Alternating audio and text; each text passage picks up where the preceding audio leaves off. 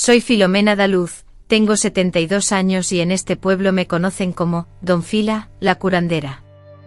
Cuentan que mis manos tienen el don de curar, aunque la verdad es que la experiencia me ha enseñado a sobrellevar los sufrimientos que la vida y el paso del tiempo nos imponen. Sin embargo, lo que ocurrió esa noche ni en mis peores pesadillas lo habría imaginado. Un lamento, un gemido, rompió el silencio de la noche. No provenía de la calle ni de las márgenes del río, sino que era un sonido apagado, como un susurro que emanaba de la tierra misma. Sin pensarlo dos veces, tomé mi antiguo abrigo de lana, mis zapatillas y con una lámpara que temblaba en mis manos, salí a tientas al patio. Lo que hallé allí, oculto bajo la tierra, transformó mi existencia para siempre. Y quién sabe, tal vez tu vida también se vea alterada al escuchar esta historia. Pero antes de seguir, me gustaría saber desde dónde me escuchas, querida. ¿Cuántos hijos y nietos te ha dado la vida? Comparte tu mensaje en los comentarios. Por favor, comparte esta historia con las personas que más quieres. Ahora respira profundo porque lo que estoy a punto de contarte es impactante. Toda mi vida he sido una persona de sueño ligero, de esos que cualquier ruido los despierta. Creo que es una característica de quienes hemos estado siempre alerta a las señales, a los lamentos del espíritu. Esa noche, como tantas otras, no fue diferente. Eran aproximadamente las 3 de la madrugada cuando me despertó un sonido que me heló la sangre, un llanto suave, distante pero persistente, como si emanara de las entrañas de la tierra. Al principio pensé que era un sueño o quizás algún animal atrapado en el bosque cercano. Me senté en la cama y esperé. El sonido volvió a escucharse. Dios mío, era el llanto de un niño, no cabía duda. Mis oídos, entrenados por años de experiencia como curandera, reconocerían ese sonido incluso en el más allá. A tientas me movilicé por la casa a oscuras hasta encontrar la lámpara que guardo en la estantería de la cocina. Afuera el viento soplaba con fuerza, haciendo que las ventanas crujieran, produciendo un sonido fantasmal. Después de ponerme mi abrigo de lana sobre el camisón, me calcé las zapatillas de cuero y salí al patio. La lluvia fina había cesado por un momento, pero el suelo permanecía embarrado y resbaladizo. La lámpara, que temblaba en mi mano arrugada, me alumbraba mientras seguía el sonido del llanto, que se hacía más intenso y desesperado. Era como si la tierra misma estuviera suplicando ayuda. Conozco cada centímetro de este terreno, cada árbol, cada rincón de este lugar que heredé de mi abuela. Sé dónde están enterrados mis mascotas, las rosas que planté con tanto amor, e incluso mi Antonio, que deseó descansar para siempre bajo la sombra del mango. Sin embargo, el llanto me llevó a un rincón al que casi nunca iba, cerca de la valla trasera, donde la maleza crece espesa. Al apuntar la lámpara hacia el suelo, vi la tierra removida, aún fresca, como si alguien hubiera cavado allí recientemente. Mi corazón comenzó a latir con fuerza. Me arrodillé con dificultad, pues mis viejas articulaciones ya no respondían como antes. Comencé a cavar con mis propias manos en la tierra, la cual estaba fría y húmeda, pegándose a mis uñas y manchando mi vestido. Mientras cavaba, rezaba y mientras rezaba, seguía cavando como si mi propia supervivencia dependiera de ello. Quizás no era mi vida la que estaba en juego, pero sí, sin duda, la vida de alguien más. El llanto, a veces fuerte, a veces débil, iba y venía, lo cual me desesperaba. Continué cavando hasta que mis dedos sintieron algo blando bajo la tierra. Era una tela gruesa, similar a un saco de arpillera usado para el transporte de granos. Tiré con cuidado y allí estaba, envuelto en tierra, un pequeño bulto. Aparté la tela con manos temblorosas y, Dios mío, un bebé pequeño, con la piel amoratada y casi sin vida. El viento helado azotaba su rostro arrugado, contrastando con el calor que emanaba de su pequeño cuerpo cubierto de tierra. Sus ojos casi cerrados apenas se movían, pero su respiración, aunque débil, aún persistía. Un gemido débil escapaba de sus labios sucios de barro.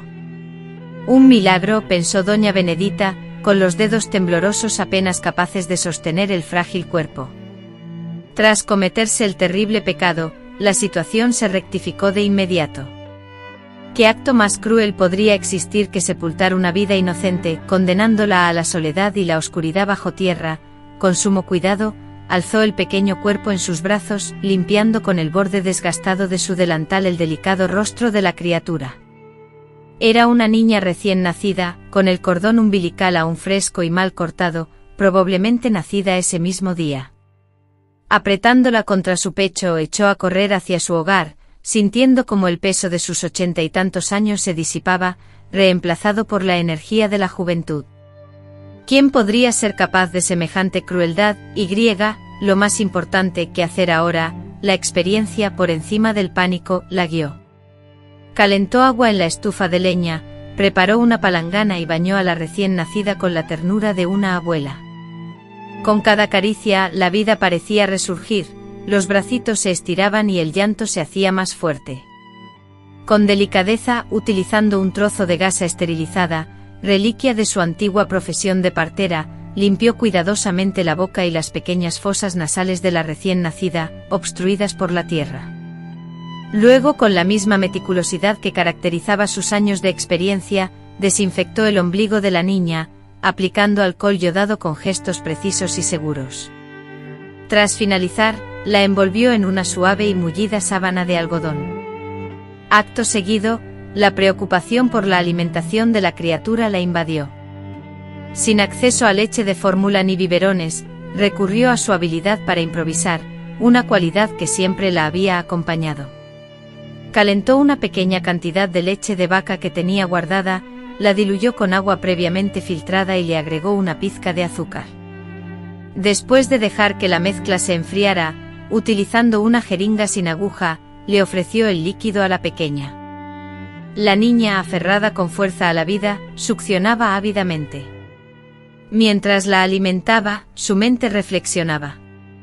Concluía que se trataba, sin duda, de un parto clandestino. Quizás la madre fuera una joven asustada, incapaz de decidir, o en el peor de los casos, una persona plenamente consciente de lo que hacía. Con más de 50 años de experiencia como partera, había presenciado un sinfín de circunstancias durante los partos, embarazos mantenidos en secreto por vergüenza, temor o desesperación, casos de incesto y violencia que prefería mantener sepultados en su memoria. Sin embargo, el haber rescatado a un niño enterrado vivo sobrepasaba cualquier límite imaginable.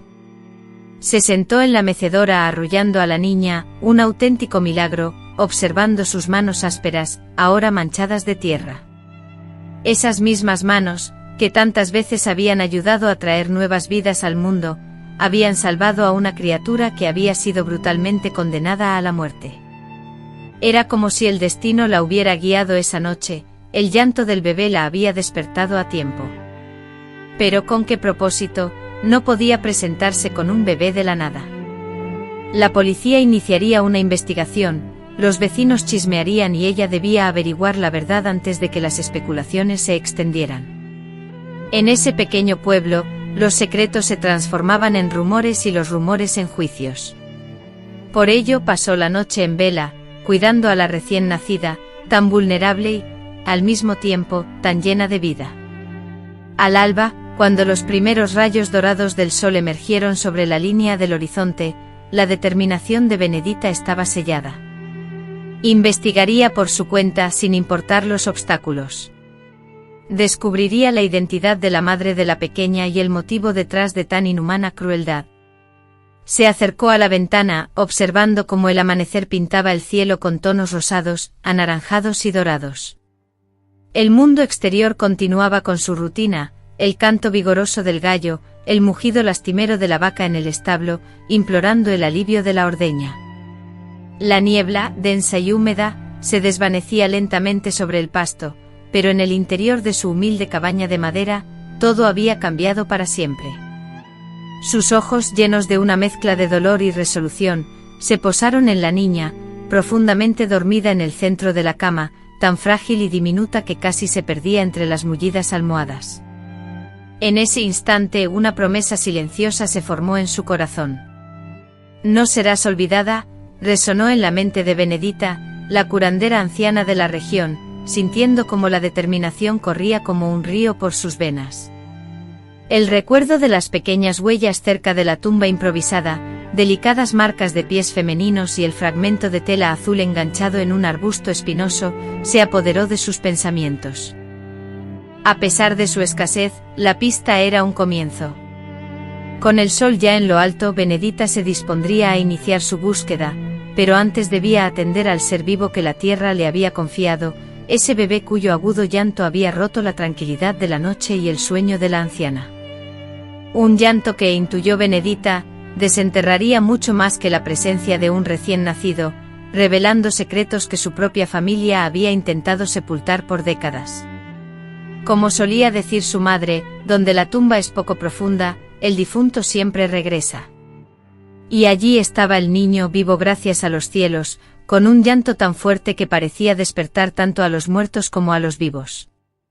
Al amanecer, Benedita sentía los ojos arder por el agotamiento, mientras que el pequeño superviviente parecía revitalizado, respirando con mayor facilidad.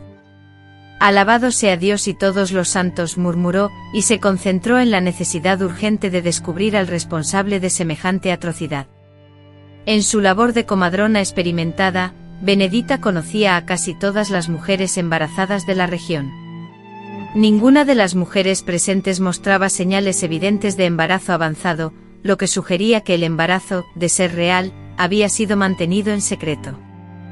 Mientras Benedita amamantaba al recién nacido, una idea la impulsó a regresar al sitio donde lo había encontrado.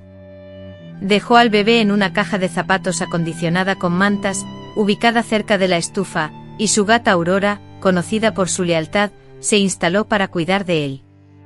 Los penetrantes ojos color ámbar de la gata transmitían una calma y seguridad que la tranquilizaron. «Ve, Benedita, yo lo cuidaré», pareció decir con la mirada. Con su bastón como apoyo, Benedita salió al patio, ahora bañado por el sol de la mañana. La lluvia había terminado, pero el suelo, aún empapado, conservaba las huellas del paso reciente. Siguiendo las marcas en el barro, se percató de que las huellas pertenecían a sandalias, no a botas, lo que indicaba la presencia de una mujer, o peor aún, la de una niña. El rastro la guió hasta un lugar donde la tierra había sido removida. A la luz del día, la escena revelaba una crueldad aún mayor. El hoyo, excavado con prisa, se abría como la boca de una tumba improvisada y despreciada. La fosa, de apenas unos 30 centímetros de profundidad, era sorprendentemente superficial. De no ser por el llanto y el sueño superficial del pequeño, el ángel habría perecido asfixiado en cuestión de horas. Al inspeccionar meticulosamente los alrededores, Benedita descubrió, enredada en un arbusto espinoso cercano a la valla, una horquilla para el cabello de plástico rosa, un accesorio común. Su corazón se disparó al reconocer ese adorno. Era de Mariana, la hija de su prima Estela, su sobrina nieta, una joven de 16 años, siempre reservada y con una expresión melancólica, como si soportara una carga excesiva. Benedita misma se lo había obsequiado en la fiesta de junio del año previo, una simple horquilla que a Mariana le encantaba usar, y ahora, abandonada cerca de una tumba infantil. «Dios mío, esto no puede ser», pensó, pero las evidencias eran irrefutables.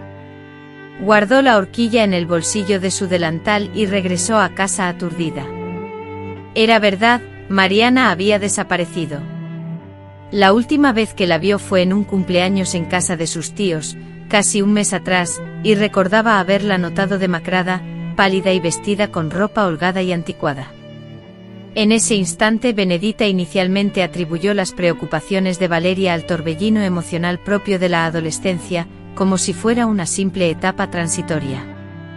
Sin embargo, de pronto las piezas dispersas comenzaron a unirse, construyendo un cuadro inquietante. Si Valeria, en efecto, esperaba un bebé, ¿cómo era posible que nadie lo notara, como su propia madre, incluso, no se había percatado o, peor aún, lo había sabido y optado por ignorarlo? Clarice, distraída y ensimismada en complacer a su nuevo esposo, el tal Hernani, quien había surgido tras la marcha de su cuñado, un hombre de pocas palabras y mirada evasiva que jamás había generado confianza en Benedita. Cada vez que sus ojos se posaban en Valeria, un escalofrío recorría su espalda, un presentimiento agudo y visceral similar a los que experimentan las curanderas antiguas, una intuición difícil de justificar. Pese a todo, Benedita había mantenido sus temores en silencio. Tal vez si hubiese compartido sus sospechas, se podría haber evitado un sufrimiento considerable. Después de alimentar a las gallinas y ordeñar a Mimosa, la vaca, Benedita regresó a la casa con la mente en ebullición. Aún dormido, el bebé parecía un ángel. Decidí que esa misma mañana, sin dilación, iría a casa de mi hermana para hablar con Valeria. No iba con la intención de acusarla, sino para entenderla, para ofrecerle mi ayuda incondicional. Sabía que si el bebé era de Valeria, algo terrible había ocurrido para que una muchacha tan bondadosa como ella llegara a una acción tan desesperada. Era evidente que no podía llevarme al bebé. Improvisé un biberón con un frasco de jarabe esterilizado y una tetina de goma usada que encontré en el cajón, conservada desde que mi hijo era pequeño. Llené el biberón con leche tibia y lo dejé junto a la caja. El bebé estaría bien unas cuantas horas, y yo debía ir y volver antes de la hora de comer. Me vestí con mi vestido floreado de los domingos y me recogí el cabello canoso en un moño apretado. Me maquillé ligeramente los labios con un labial discreto. Quería lucir presentable pero no festiva, ya que no se trataba de una visita de cortesía. Tomé la cinta azul y la guardé en mi bolsillo. Era mi última carta, la única prueba que tenía por si Valeria, al ser confrontada, decidía negar cualquier cosa. El trayecto a pie hacia la casa de mi hermana, Clarisse, desde donde yo estaba, no solía ser largo, unos 20 minutos caminando por el camino de tierra que se adentraba en el pueblo. Sin embargo, ese día cada paso era un esfuerzo, como si caminara sobre arena movediza. Mis pies se hundían y cada uno de ellos parecía pesar 1 tonelada. El sol de abril, ya fuerte, caía sobre mí, haciendo que el sudor me empapara la frente.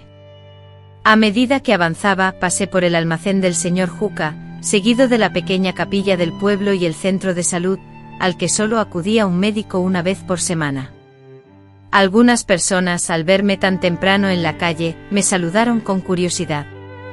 ¿Todo bien, señora Benedita?, me preguntaron. ¿Todo bien? Solo voy a visitar a mi hermana, respondí con una sonrisa que intentaba ocultar la tormenta que sentía en mi interior. Si tan solo supieran el peso que llevaba en mi corazón. La casa de Clarisse, de un solo piso, era la tercera después del puente, una construcción sencilla, con paredes de ladrillo pintadas de un verde claro, y un pequeño jardín delantero adornado con macetas llenas de flores, un detalle que Hernani, el esposo de mi hermana, hacía un esfuerzo por destacar ante los vecinos, buscando proyectar una imagen de cuidado y atención. Las apariencias, siempre las apariencias. Finalmente llamé a la puerta 3 veces, sintiendo la ansiedad crecer con cada golpe. Clarisse abrió la puerta con el cabello enmarañado, mostrando una clara señal de recién levantada. Benedita, ¿qué ocurre? ¿Es muy temprano para recibir visitas?, preguntó con sorpresa. No he venido a visitarte, respondí, entrando sin esperar invitación, he venido a hablar con Valeria. La casa en ese momento parecía sumida en un profundo silencio. ¿Dónde está Hernani?, pregunté, buscando a mi cuñado. Salió muy temprano para resolver unos asuntos en la ciudad, respondió Clarisse, mientras se ajustaba la bata con un gesto que parecía esconder algo. Y Valeria aún está durmiendo en su habitación. Estoy preocupada por ella, Benedita, no está comiendo bien y se pasa el día encerrada. Creo que es la edad, esa etapa difícil, añadió Clarisse. ¿Estás segura de que es solo eso, Clarisse?, le pregunté clavando mis ojos en los suyos, intentando buscar la verdad. Ella evitó mi mirada, distrayéndose con sus uñas. ¿Sabes algo más que yo debería saber? Clarisse me condujo hacia la habitación de Valeria, ubicada al final de la casa. La puerta estaba cerrada por dentro. Golpeteó suavemente. Valeria, cariño, despierta. Tu tía Benedita ha venido a verte. Solo hubo silencio. Volvió a llamar, esta vez con más fuerza. Con una persistencia inusual, Aurora, la madre de Valeria, insistió. Valentina, abre la puerta ahora mismo, grité con urgencia, sintiendo como una creciente ola de angustia comenzaba a invadirme. Isadora, ve a buscar la llave de repuesto, ordené con la voz temblorosa.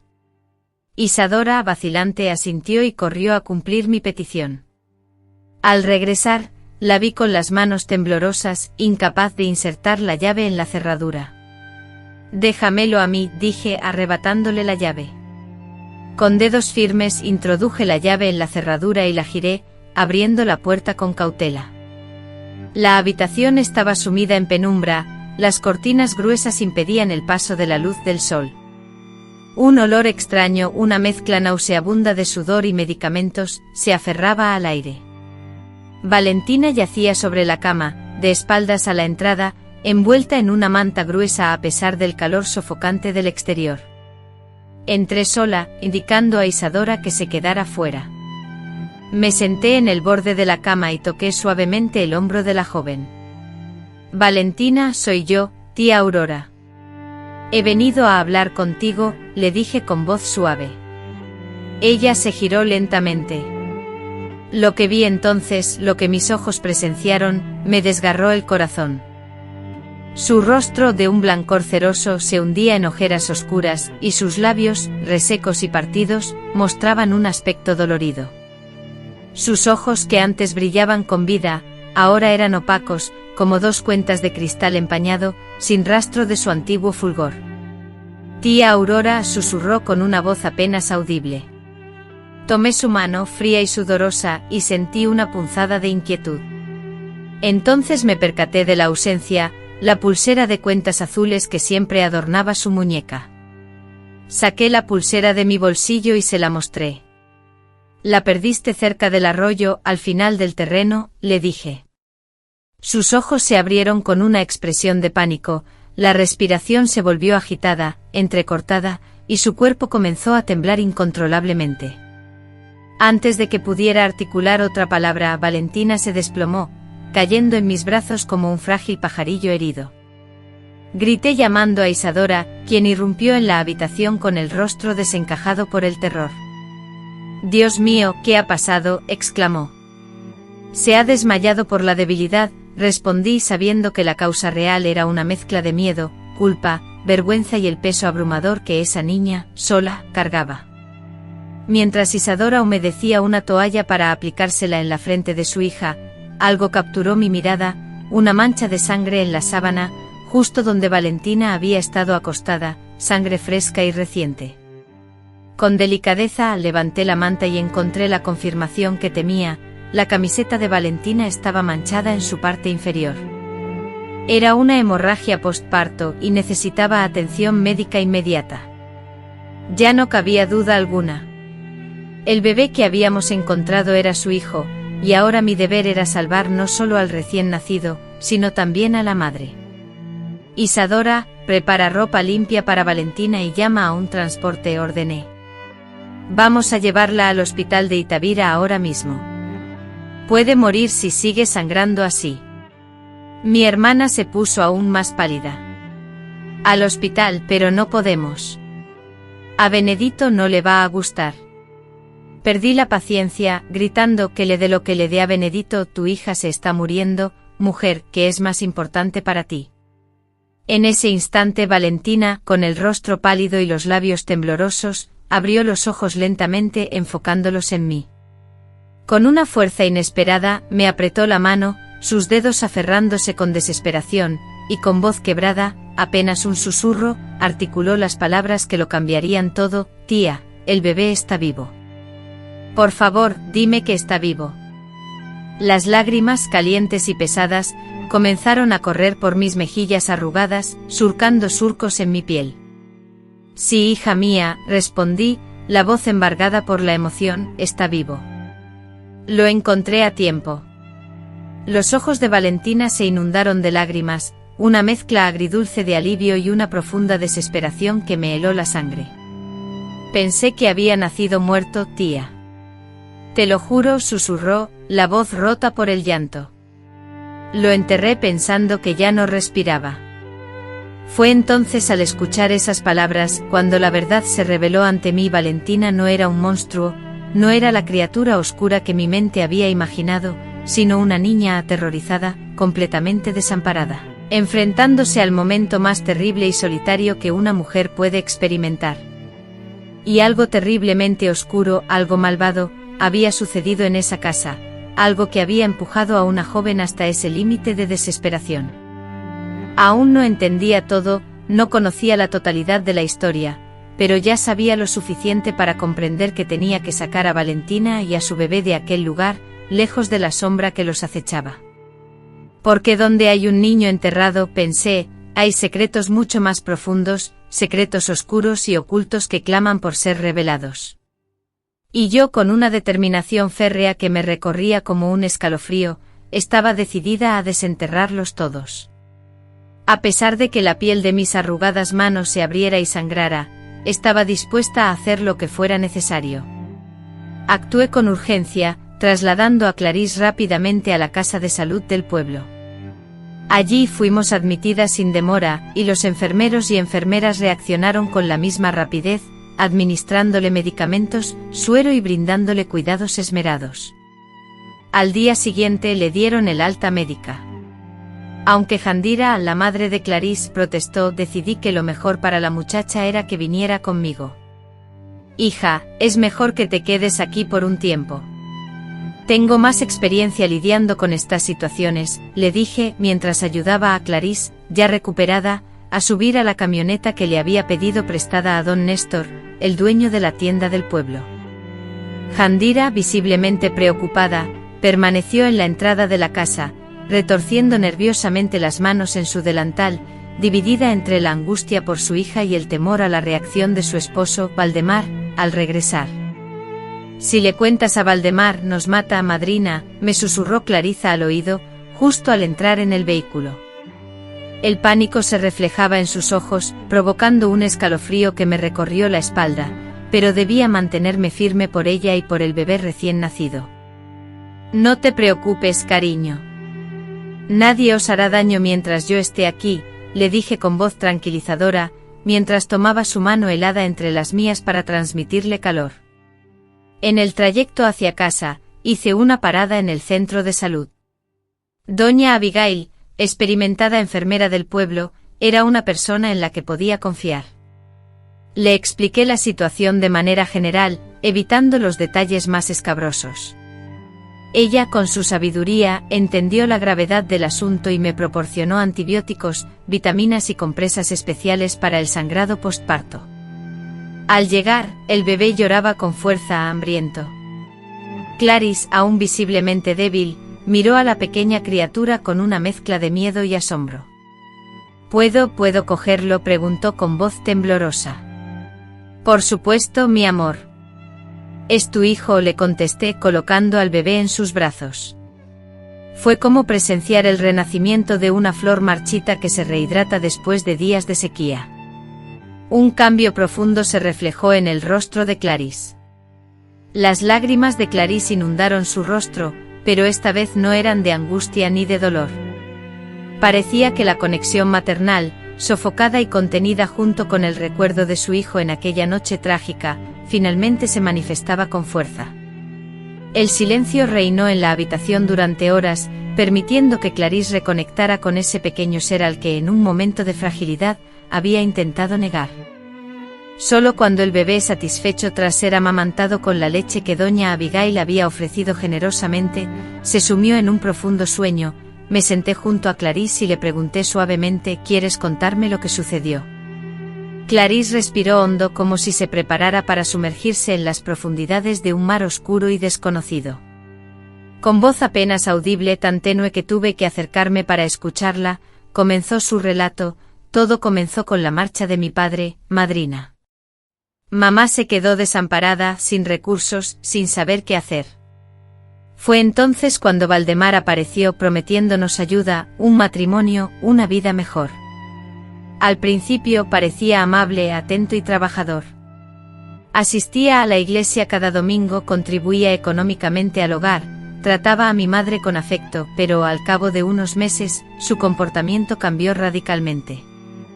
Primero comenzaron miradas intensas y prolongadas cuando mi madre no estaba presente. Luego vinieron empujones que simulaban ser accidentes. Después su mano comenzó a tocarme en lugares inapropiados. Me quejé a mi madre una vez, 2 veces, pero ella no me creyó.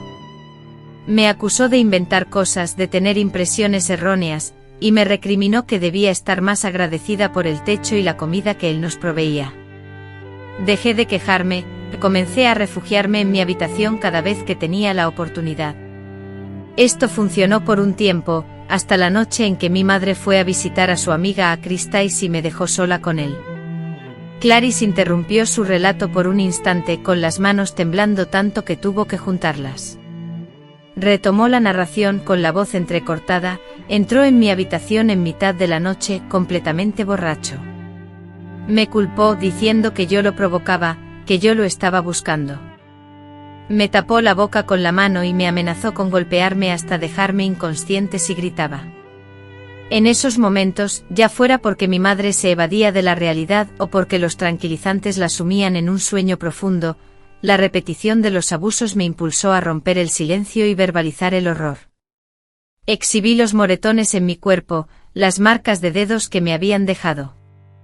La respuesta de mi tía, la cual todavía me atormenta, fue que era mejor así, que al menos él no buscaba a otras mujeres y que debía estar agradecida de que él todavía nos quisiera, porque ¿quién querría a una mujer mayor como mi madre con una hija a su cargo? Además, si me atrevía a hablar, nos echarían a la calle. Entonces mi madre me entregó un blister de pastillas anticonceptivas y me ordenó que las tomara en secreto. En ese instante una parte de mí murió. Escuchar el relato me provocaba una ira incontenible. Soñaba una y otra vez con estrangular con mis manos a ese ser despreciable, que envuelto en santidad yendo a la iglesia los domingos, profanaba mi cuerpo, su hijastra, el resto de los días. Y mi propia madre, Elvira, cómplice silenciosa de semejante atrocidad, me producía náuseas. Contuve la calma, escuchando a la mujer que entre sollozos y temblores, continuaba su historia. Mis pastillas se habían terminado y mi madre, negligente, no se había preocupado por reponerlas. Al percatarme de mi embarazo, me esforcé por ocultarlo. Usaba ropa suelta y justificaba el aumento de peso con la ansiedad. Ricardo, sin embargo, descubrió mi secreto antes que mi madre. Una noche me acorraló en el lavadero y me palpó el vientre. «Es mío, ¿verdad?», me inquirió con una sonrisa nauseabunda. Asentí silenciosamente con la cabeza, sintiendo su agarre en mi brazo, dejando marcas. Me advirtió que yo resolvería la situación o él lo haría. Trajo brebajes oscuros, hierbas compradas a una curandera en el mercado, y me obligó a ingerirlas. La fuerza de los vómitos y la fiebre no afectaron al bebé.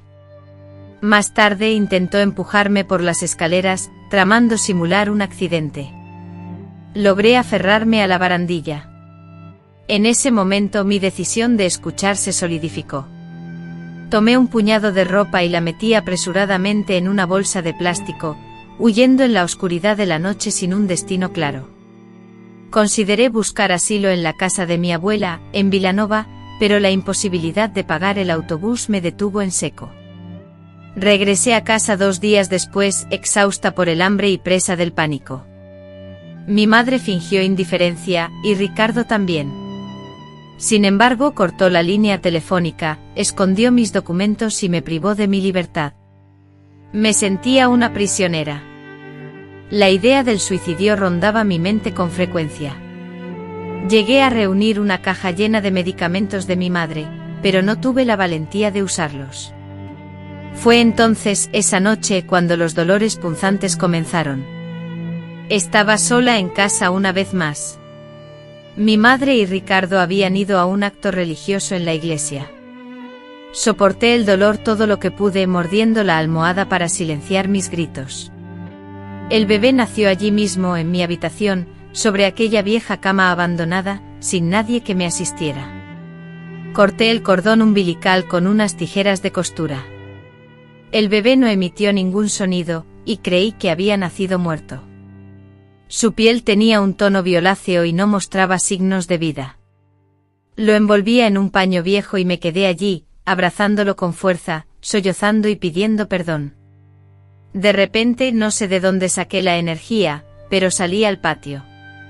Pensé en enterrarlo cerca del arroyo, pero el cansancio me impedía caminar esa distancia. Vi la cerca que separaba nuestra propiedad de la de mi tía, y al otro lado, la frondosa mata de mangos. Decidí que ese sería el lugar. Cavé con las manos, mientras las lágrimas caían sin cesar y rezaba. Le supliqué a Dios que acogiera su alma y que perdonara mi pecado. Cuando terminé de cubrirlo con tierra, me desmayé en el mismo lugar. Desperté con el golpe de la lluvia sobre mi rostro. Me arrastré de vuelta a casa, me di un baño, me cambié la ropa ensangrentada y me desplomé, con una bofetada resonando en mi mejilla. No lo sabía, Quiteria. Te juro que no tenía idea. Si lo hubiera sabido, nunca lo habría permitido. Las lágrimas surcaban su rostro marcado por el tiempo y el alcohol. Aenor me amenazó. Amenazó con enviarme al infierno si revelaba algún secreto. Ante esa amenaza sonreíste y preferiste sacrificar a tu propia hija para salvarte. Escupí esas palabras con desprecio y le ordené a Magdalena que se marchara. Le dije que su hija no quería verla y que no iba a permitir que se acercara a ella. Magdalena intentó replicar, pero mi decisión era firme e inamovible. La amenacé con la escopeta y finalmente se alejó de allí, tambaleándose por el camino. Suspiré aliviada por haberme librado de su presencia, aunque la sensación de peligro aún persistía en el ambiente. A la mañana siguiente, mientras Lucía amamantaba a Lucas, le expliqué mi plan. Lucía, no podemos quedarnos aquí. Aenor nos encontrará y sin duda nos hará daño. Tenemos que marcharnos. Lucía asintió con una mezcla de miedo y esperanza en su mirada. Pero ¿cómo vamos a escapar, Quiteria? No tenemos dinero y Agenor tiene a su disposición a muchos hombres. Ya tengo todo planeado, respondí, mientras tomaba la vieja escopeta. Vamos a pedir ayuda al padre Antonio. Es un hombre bueno e influyente. Estoy segura de que el padre Antonio nos ayudará a escapar sanas y salvas. Llevaremos la carta que escribí por si algo inesperado ocurre. Con Lucas mi pequeño envuelto en una cálida manta, Lucía y yo iniciamos el tenso camino hacia la iglesia. La tensión era palpable, cada sonido, cada crujido nos hacía sobresaltarnos, temerosas. Finalmente agotadas, llegamos a la iglesia y encontramos al padre Antonio, ocupado en el cuidado de su jardín. Al vernos, la preocupación se dibujó en su rostro, frunciendo el ceño. Quiteria, Lucía, ¿qué las trae por aquí? ¿Parecen asustadas?, preguntó con voz grave. Le expliqué detalladamente la situación, narrando el abuso, el entierro del bebé y el profundo temor que sentíamos hacia Gine. El padre escuchó atentamente, con los ojos reflejando una mezcla de indignación y compasión. Con la voz entrecortada, exclamó: «Dios mío, qué horror. No se preocupen, hijas mías, yo las ayudaré. Gine es un hombre poderoso, pero la justicia divina es aún mayor. Gestionaré un transporte seguro para que lleguen a un lugar seguro y me pondré en contacto con personas de confianza que puedan protegerlas». Un profundo alivio inundó nuestros corazones al oír sus palabras. Con la certeza de que con la guía y el apoyo del padre Antonio, tendríamos una nueva oportunidad, nos aferrábamos a esa promesa de recomienzo. Antes de emprender el viaje, el padre Antonio, conmovido por la situación, bendijo a Lucas, implorando la protección divina para aquel niño que, habiendo resurgido de las sombras, simbolizaba la esperanza. A la mañana siguiente partimos de la Guadaserra, ocultas en la caja de un camión que transportaba provisiones hacia lugares lejanos. Miré por última vez hacia la pequeña ciudad, el lugar donde había nacido y donde habíamos sufrido tanto, sintiendo una mezcla de tristeza por lo que dejábamos atrás y una vibrante esperanza por lo que vendría. Consciente de la dureza del camino que nos esperaba, me reconfortaba saber que estábamos juntas, unidas por el amor incondicional y la firme determinación de construir un futuro mejor para Lucas. Ese niño milagroso que había desafiado a la muerte y nos había demostrado que incluso en la oscuridad más profunda, la esperanza puede florecer. Y yo, Quiteria, la vieja y astuta, haría cualquier cosa para proteger a esas dos almas preciosas, aunque eso significara enfrentarme a los horrores del mismísimo infierno. «Baja esa arma», gritó Antonia, con los ojos desorbitados y un tono de incredulidad en su voz. «¿Qué barbaridad estás diciendo? Son falsedades, Dorotela. Benedito es un hombre de bien, un padre modélico. Jamás lastimaría a esa muchacha». Pese a la agitación, Dorotea mantuvo el rifle en alto apuntando. «Mentiras. Entonces dime cómo justificas el feto que desenterré en mi jardín, cómo explicas los moretones en el cuerpo de tu nieta, y por qué suministrabas tantas pastillas a esa muchacha de 16 años, manteniéndola encerrada». Antonia se dejó caer en el banco del porche, cubriéndose el rostro con las manos y sollozando. Fue entonces cuando Dorotela reparó en el hematoma violáceo del brazo de la mujer, las marcas rojizas de dedos en el cuello, parcialmente encubiertas por el cuello alto de la blusa.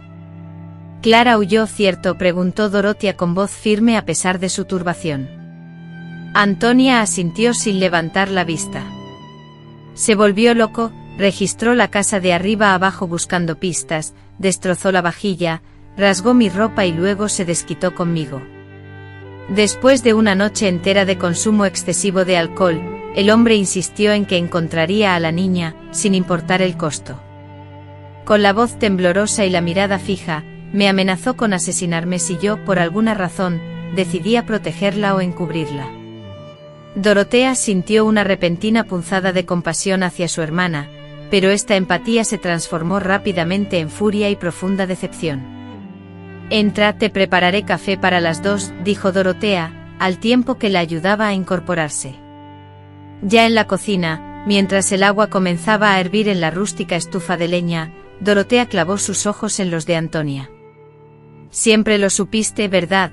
Eras consciente de los abusos que ese monstruo cometía y lo permitiste». «¿Por qué, Antonia? Miedo, dinero, ¿cómo es posible que una abuela sea capaz de semejante crueldad?». Antonia evitó la mirada de su hermana, removiendo lentamente la cuchara en su taza vacía, cuyo sonido metálico rompía el silencio denso y sofocante de la cocina. «No lo entiendes, Dorotea, tú siempre has sido la fuerte, la independiente. Yo no. Después de la partida de Sebastián, me sentí perdida, sin rumbo, sin recursos, sin esperanza. Benedito surgió como una solución a mis problemas. Casa, comida, respeto dentro de la comunidad». Cuando Clara comenzó a relatar esas increíbles historias, ingenuamente asumí que se trataba de simples fantasías, un intento desesperado por captar la atención. Sin embargo, al darme cuenta de la verdad, ya era irremediablemente tarde. Él, en un acto de vil cobardía, amenazó con desahuciarnos, con divulgar a todos que Clara era una mujer promiscua, culpándola de provocarlo. ¿Quién en su sano juicio nos creería a nosotras, dos mujeres solas, enfrentándonos a un hombre con tanto poder e influencia? Dorotea sintió un profundo nudo en el estómago ante tales excusas patéticas y esa cobardía disfrazada de indefensión, pero sabía que necesitaba mantener a Antonia a su lado, al menos por el momento. «Haremos lo siguiente», declaró mientras servía un café fuerte, exactamente como le gustaba a su hermana. «Tú regresarás a casa y simularás no saber nada, fingiendo no tener ni la menor idea del paradero de Clara. Déjalo que la busque desesperadamente. Mientras tanto, yo cuidaré de tu nieta y de tu bisnieto, y encontraré la forma de hacer justicia». Los ojos de Antonia se abrieron desmesuradamente, llena de asombro. «Bisnieto, el bebé está vivo y sano gracias a Dios y a mi sueño ligero», respondió Dorotea, con evidente alivio y emoción. «Es crucial que Benedito siga sin saberlo. Si descubre la existencia de una prueba que demuestre sus crímenes, se volverá aún más peligroso». Después de la partida de Antonia, Dorotela se sumió en profundas reflexiones. Necesitaba evidencias sólidas contra Benedito, pruebas que ni siquiera el delegado, con sus lazos de amistad con el criminal, pudiera ignorar. Le dijo a Clara que se ausentaría por unas horas, ordenándole que cerrara bien la puerta y no le abriera a nadie. Dejó el rifle cargado al alcance de Clara y le enseñó a utilizarlo por si la situación se volvía extrema. Se puso su mejor vestido, un elegante vestido negro de encaje que reservaba para ocasiones especiales, y se adornó con su rosario visiblemente expuesto. Necesitaba su fachada de mujer religiosa y respetable. Le solicitó a Tiao que la llevara a la casa de Antonia. Conociendo la rutina de Teodoro y sabiendo que a esa hora estaría en el cuartel, me dirigí a la casa. Toqué discretamente el timbre. Adelante abrió la puerta, visiblemente inquieta. Gracias a Dios, murmuró aliviada, no está. Se marchó temprano al servicio militar. Vengo a traerte consuelo, hermana, anuncié con la voz clara para que los vecinos me escucharan. Y también una imagen de Santa Bárbara para proteger este hogar. Entré de inmediato y cerré la puerta tras de mí. Ahora escucha con atención, Adelaida, necesito revisar las cosas de Teodoro. Debe haber alguna pista sobre lo que ha estado haciendo, algo que podamos usar, necesito encontrarla. Palideció visiblemente. Por favor, Aurora, no lo hagas. Si él se entera, me castigará severamente. Tomé sus manos con firmeza. Si no hacemos nada, seguirá con sus actos. Hoy fue Clarissa, mañana podría ser otra joven. Los hombres como él no se detienen solos, lo sabes. Dudó, pero finalmente accedió. Me llevó a la alcoba matrimonial, un lugar humilde con una cama doble cubierta por una colcha sencilla, una cómoda y un armario antiguo. Empecé por la cómoda. Los cajones solo contenían ropa doblada, calcetines y ropa interior común. Dentro del armario hallé el mismo objeto que había visto antes. Fue entonces cuando detecté una ligera irregularidad, una tabla floja en el suelo del armario. Con sumo cuidado la retiré, revelando un compartimento secreto. En su interior, encontré una caja de zapatos y un teléfono móvil de modelo antiguo. Decidí inspeccionar la caja primero. Estaba repleta de recortes de revistas, fotografías de mujeres jóvenes, algunas de ellas con apariencia de ser menores de edad. Además había prendas íntimas visiblemente pequeñas, que no parecían ser de Adelaide. Reconocí un pañuelo de seda que le había regalado a Clarissa para su cumpleaños. La combinación de hallazgos me provocó náuseas. Recogí cuidadosamente todos los objetos y tomé el teléfono móvil. Estaba descargado. ¿Tienes un cargador?, le pregunté a Adelaide, quien, pálida y temblorosa, observaba la escena desde la puerta. Ella, con dificultad, me proporcionó un cargador deteriorado. Conectamos el teléfono a la toma de corriente que estaba junto a la cama. Mientras esperábamos a que el móvil se encendiera, continué buscando. Levanté el colchón y revisé minuciosamente el espacio debajo de la cama.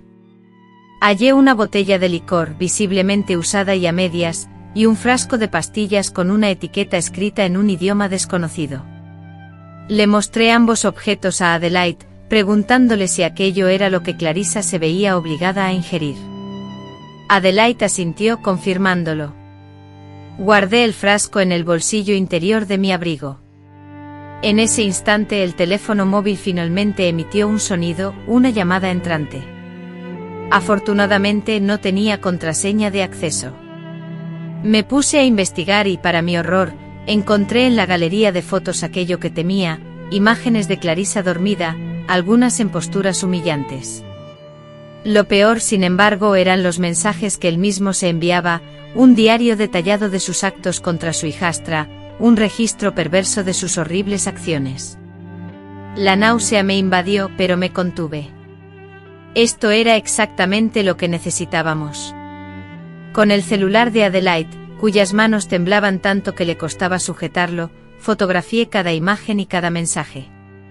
Después devolví el móvil al escondite tal cual lo había encontrado. Era vital que Teodoro no sospechara nada, al menos por el momento. Estábamos a punto de finalizar la tarea de recoger todo cuando escuchamos el ruido de la puerta al abrirse. Adelaida palideció súbitamente, adoptando un tono blanquecino comparable al de un espectro. «Es él, ha regresado antes», susurró, presa del pánico, con la voz temblorosa. Rápidamente mi mente se puso en alerta. Tomé mi rosario, abrí el libro de oraciones que reposaba sobre la mesita de noche y me senté al borde de la cama, lista para la acción. Justo cuando Teodoro cruzó el umbral, me encontró sumida en la plegaria, con los ojos firmemente cerrados, y Adelaida, visiblemente aterrorizada, arrodillada a mi lado. «Dona Aurora, qué sorpresa», exclamó Teodoro, intentando disimular su evidente irritación tras una sonrisa forzada. «He venido a rezar por el retorno de mi bisnieta, señor Teodoro», repliqué con una calma aparente, como si ignorase por completo la situación. La desaparición repentina de una joven de su hogar, sin dejar rastro, es motivo de gran preocupación para una familia honrada como la suya. Teodoro se sentó torpemente en el borde de la cama, pasando una mano por su escaso cabello en un gesto que pretendía reflejar la preocupación de un padrastro afligido. «Sí, señora Aurora, estamos desesperados. He buscado por todas partes, he interrogado a todas las personas posibles, pero es como si la tierra se la hubiera tragado». Ahogando la opresión en mi pecho, tras escuchar esa endeble justificación, estaba claro que si la tierra se había tragado a alguien allí, no era Mariana. Recordé a la niña que había desenterrado. Me quedé unos 20 minutos intercambiando conversaciones banales, aparentando creer en su fingida preocupación. Al despedirme, me insistió en que la acompañara hasta la puerta. «Doña Benedita, si por casualidad Mariana aparece, avíseme, es una niña problemática, ya sabe, se inventa cosas». Lo observé fijamente, mirando sus ojos pequeños y rasgados. «Por supuesto, señor Valdemar, si aparece usted será el primero en saberlo». Salí, sintiendo su mirada clavada en mi espalda, como una cuchilla. Al llegar a casa, mostré a Mariana lo que había descubierto. Ella rompió a llorar al ver las fotografías y leer los mensajes. «Nunca imaginé que guardaba esas cosas, tía. Pensaba que al menos delante de los demás se avergonzaba». Cuando se calmó, le expuse mi plan. Dada la desconfianza en el delegado de Campos Altos, quien era aliado de Valdemar, descartamos cualquier ayuda de su parte. Por lo tanto, la única opción era ir directamente a Divinópolis para hablar con la fiscal. Sabía que la doctora Renata, una conocida que ejercía en esa ciudad, era una persona valiente y decidida, dispuesta a enfrentar cualquier desafío, incluso si eso implicaba perder votos o molestar a los poderosos de la región. Así que preparé una mochila con ropa para los tres, y confié en mi ahijado Tiao, a pesar de su coche viejo, porque era una persona de confianza, y le pedí que nos llevara a Divinópolis a la mañana siguiente. La noche fue larga y tensa. Estuve despierto toda la noche con la escopeta lista, vigilando la carretera, consciente de que Valdemar no se daría por vencido fácilmente, pues hombres como él no suelen aceptar la derrota. Al amanecer, escuché el sonido de un motor que se acercaba y disminuía la velocidad hasta detenerse a cierta distancia de la casa. Apagué todas las luces y me acerqué sigilosamente a la ventana. En la oscuridad, distinguí la silueta de un hombre merodeando por la propiedad, espiando por las ventanas. Era él, Valdemar. Con firmeza apreté la escopeta, sintiendo mi dedo casi rozando el gatillo. Si intentaba irrumpir, estaba dispuesto a disparar sin dudarlo, pero solo rodeó la casa un par de veces y luego se fue. Probablemente solo estaba reconociendo el terreno, trazando un plan para un nuevo ataque. Con la llegada del amanecer, Tiao apareció a tiempo. Acomodamos a Mariana en el asiento trasero, tapada con una manta para ocultar su identidad. El bebé, bien abrigado, iba en sus brazos. Yo me situé en el asiento delantero, llevando la mochila con las pruebas, el teléfono con las fotos, el envase de las pastillas importadas, la declaración escrita por Mariana, y su certificado de nacimiento que probaba su minoría de edad. Era poco, pero esperaba que fuera suficiente. En la carretera hacia Divinópolis, pasamos frente a la carpintería donde trabajaba Valdemar. Lo vimos afuera, apilando madera. Al ver el coche de Tiao con 2 personas en los asientos delanteros, nos clavó la mirada. Disimulé agachando la cabeza, fingiendo ajustar algo en mi regazo. Temblando de miedo como si fuera gelatina, Mariana se acurrucó en el asiento trasero. «Tiao, ¿podrías acelerar un poco, por favor?», le supliqué sintiendo un escalofrío recorrer mi espalda. Tiago captó la urgencia y pisó el acelerador a fondo. A través del espejo retrovisor, vi a Valdemar corriendo hacia su motocicleta. «Nos va a perseguir», pensé, presa del pánico, «y nos alcanzará antes de que lleguemos a Divinópolis». Sin embargo, en ese momento ocurrió algo que solo puedo calificar como un milagro. Justo al salir de la ciudad, nos topamos con un retén policial. Los agentes de tránsito estaban revisando documentos y vehículos. Pasamos sin problemas, Tiago tenía todo en orden. Pero para nuestra fortuna, Valdemar, que venía pisándonos los talones, fue detenido. Por el retrovisor observé la escena, él gesticulando airadamente, los policías pidiéndole la documentación, y la moto siendo registrada. Más tarde nos enteramos de que la policía encontró una pistola ilegal en el maletero de su vehículo. Esa detención nos proporcionó el tiempo crucial para escapar y llegar a Pasos Fundos a salvo. Ya en la ciudad nos dirigimos directamente al consultorio del doctor Antunes, quien nos recibió de inmediato. El doctor, tras escuchar atentamente el relato y analizar las pruebas, se quitó las gafas y frotó sus ojos fatigados, suspirando: «Señora Hilda, este es un caso delicado. Secuestro, intento de homicidio, ocultación de cadáver. Aunque el bebé haya sobrevivido, voy a solicitar la prisión preventiva de inmediato y me pondré en contacto con el Consejo Tutelar para asegurar la protección tanto de la niña como del niño». Al salir del despacho del doctor Antunes, sentimos un alivio palpable. Por primera vez en mucho tiempo, Mariana esbozó una sonrisa, pequeña y tímida, pero que iluminó su joven rostro, surcado por tanto sufrimiento. Parecía que la justicia finalmente nos sonreía. Lo que ignorábamos era que mientras estábamos allí, Otavio había sido liberado por la policía tras pagar una fianza y ya se dirigía de regreso a Arroyo Bonito, impulsado por un único objetivo: encontrar la evidencia viviente de su crimen. El bebé, sobre el cual circulaban rumores de haber sido enterrado y milagrosamente resucitado en la pequeña ciudad, era un ser ajeno a Pasos Fundos. Esta ciudad, con sus imponentes edificios, el constante tráfico de automóviles y la indiferencia de sus habitantes, resultaba abrumadora para alguien como yo, nacido y criado en el tranquilo Arroyo Bonito. Sin embargo, allí al menos éramos solo 3 desconocidos: la presumida curandera, la niña marcada por la deshonra y el bebé que, según se decía, había regresado de la tumba. El doctor Antunes nos consiguió un alojamiento temporal, una modesta pensión cercana a su consultorio, regentada por la discreta viuda, la señora Sulmira, quien evitaba hacer preguntas indiscretas. La habitación era pequeña pero pulcra. Contaba con 2 camas individuales, una improvisada cuna hecha con cajas de cartón y una ventana que se asomaba a un patio repleto de rosales florecientes. Durante los primeros días apenas salíamos. Mariana, la niña deshonrada, se esforzaba por aprender a ser madre, mientras que yo, tras mucho tiempo, intentaba recordar cómo cuidar de alguien. Vicente el pequeño succionaba con avidez la leche que conseguíamos en el centro de salud. Sus mejillas, antes pálidas, ahora mostraban un saludable rubor, un contraste notable con el bebé demacrado que había encontrado aquella noche.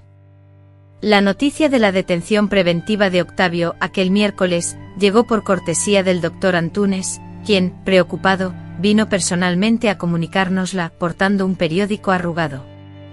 En una esquina de la página de sucesos, destacaba un breve titular: «Detenido hombre acusado de abuso de menores en Arroyo Bonito». Afortunadamente y sin más detalles que perturbaran, los nombres de las víctimas estaban protegidos. Mariana, al leer la noticia, rompió en un llanto liberador, muy diferente a los sollozos de angustia que la atormentaban.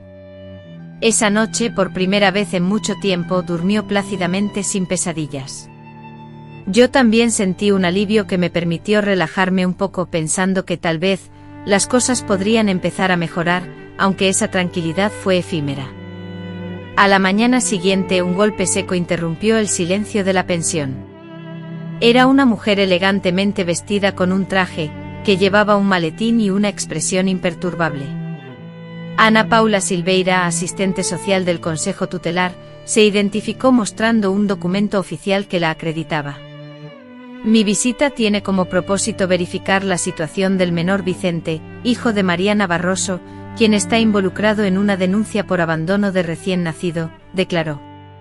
Al escuchar esto me quedé inmóvil en la entrada, aferrada al pomo de la puerta con tanta fuerza que mis dedos, ya marcados por el paso del tiempo, se pusieron pálidos.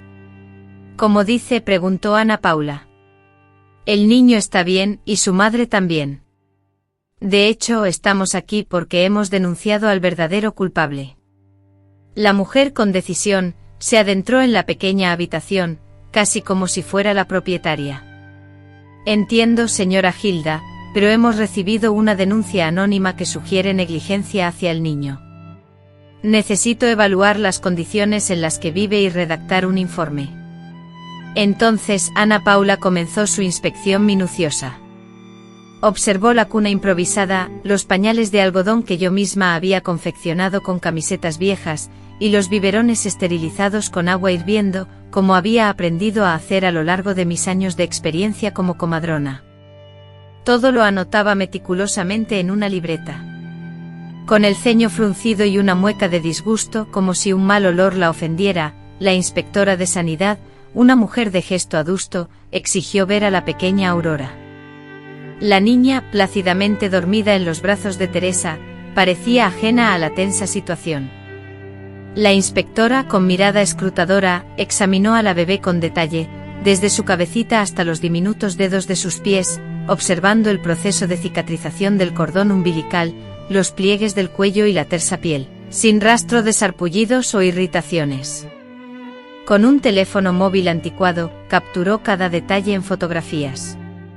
Acto seguido solicitó la documentación de la niña, el certificado de nacimiento y la cartilla de vacunación, aunque sabía de antemano que no disponíamos de ella.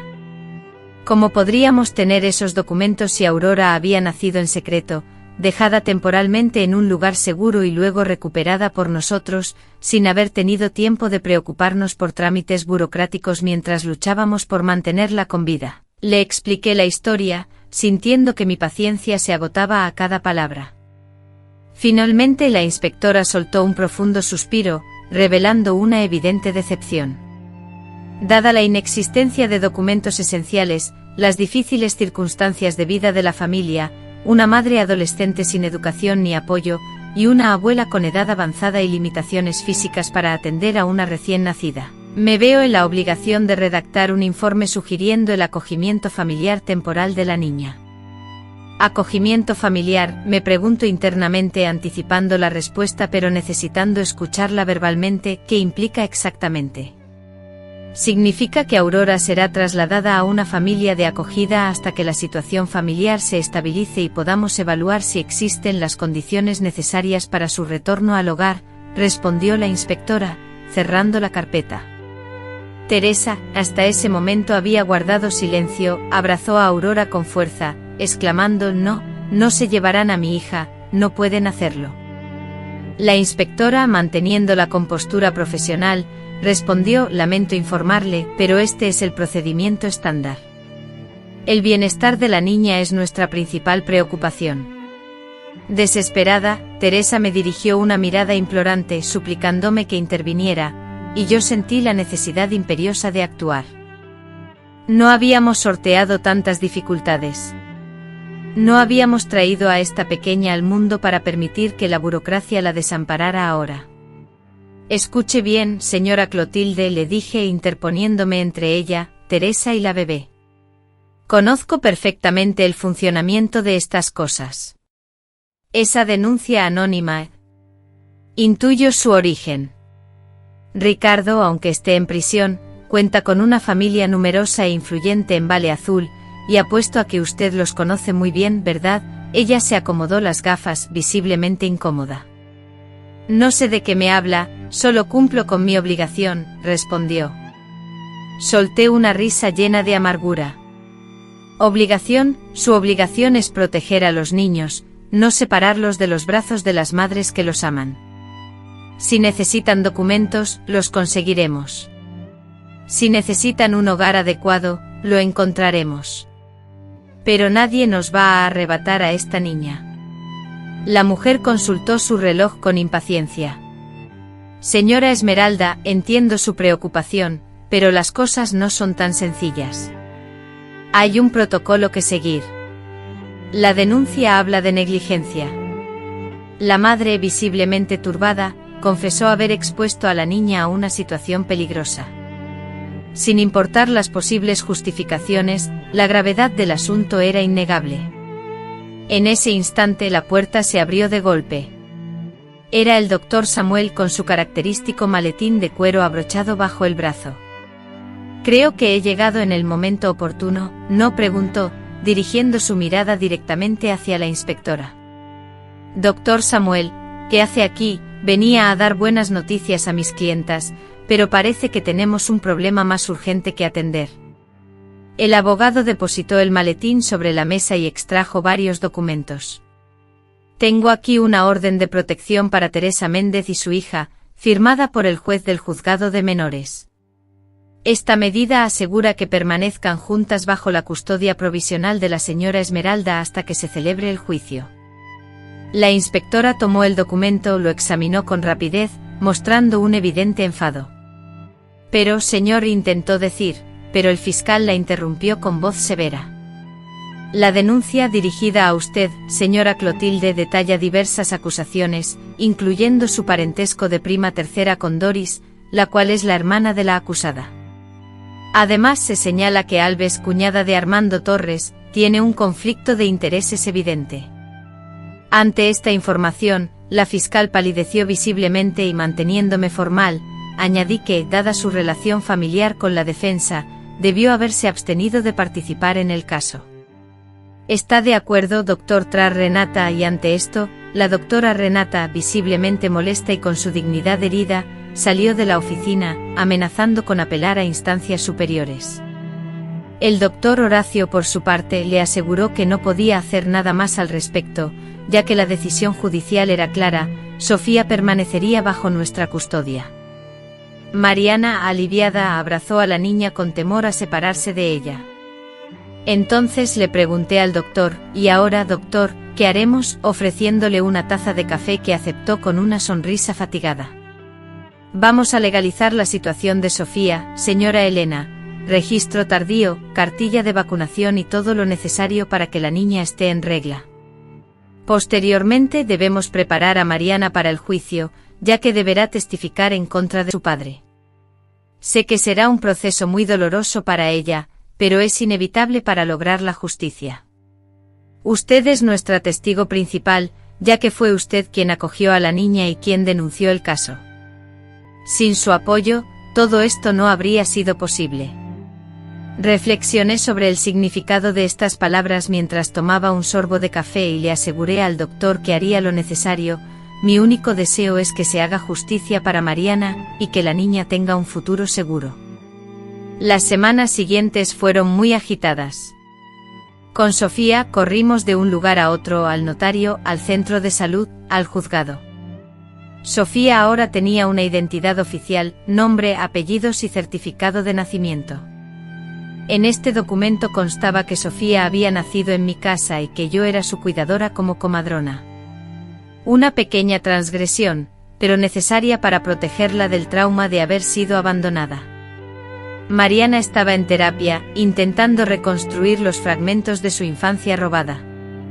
Poco a poco se recuperaba, volvía a reír, planeaba retomar sus estudios y soñaba con ser profesora. Mientras el caso contra Armando se fortalecía, dos jóvenes vecinas de Mariana, animadas por la valentía, se decidieron a testificar, revelando que Armando había cometido más agresiones. Con la fecha del juicio ya establecida, sentí una combinación de esperanza, al saber que la verdad y las pruebas estaban de nuestro lado, y aprensión, pues habíamos superado momentos difíciles. Sin embargo, ignoraba por completo la magnitud de la influencia y la crueldad de la familia de Armando, quienes ya tenían un plan en marcha. La noche anterior al juicio, regresábamos de una reunión con el doctor Horacio cuando noté que un coche oscuro nos seguía. Instintivamente, aceleré el paso, sujetando firmemente la mano de Mariana, que cargaba a Sofía envuelta en una manta. Entramos rápidamente en casa, cerrando la puerta con llave, y al asomarme por la ventana, vi el coche estacionado al otro lado de la calle con 2 hombres dentro. Reconocí a uno de ellos, Vicente, el hermano de Armando. La preocupación me impidió dormir y, en alerta, me quedé despierto toda la noche con el teléfono del doctor Horacio a mano. Con Horacio en la mano, lista para llamar al menor indicio de peligro, fui despertada bruscamente al amanecer por un fuerte estruendo proveniente de la planta baja. Desperté a Mariana visiblemente asustada, y le ordené con urgencia: coge a Sofía y escóndete en el armario. No salgas de ahí bajo ningún concepto. No hagan ruido. Descendí las escaleras con la mayor cautela posible, tratando de no hacer el menor ruido, lo que resultaba complicado debido a mis articulaciones. Al llegar al salón, me encontré con un hombre enmascarado revolviendo los cajones, mientras doña Celia yacía inmóvil en el suelo, con un fino hilo de sangre brotando de su cabeza. Sin ser detectada, retrocedí sigilosamente y llamé al doctor Horacio, quien prometió enviar a la policía de inmediato. Regresé rápidamente al dormitorio y bloqueamos la puerta con la cómoda para mayor seguridad. Los minutos se extendían como horas. Podíamos escuchar los pasos acercándose por las escaleras, el sonido de las puertas siendo forzadas. Cuando llegaron a la nuestra, comenzaron a golpear con fuerza, al tiempo que una voz grave y amenazante gritaba a Abraham: «Sabemos que están ahí». Mariana temblaba incontrolablemente, a punto de dejar caer a Sofía. La niña, percibiendo el miedo de su madre, rompió a llorar, delatándonos. «Abran esa puerta», volvieron a gritar. A pesar de su fragilidad, la estructura se mantenía en pie, pero debíamos decidir entre demolerla o esperar. Con temor, anticipé lo peor.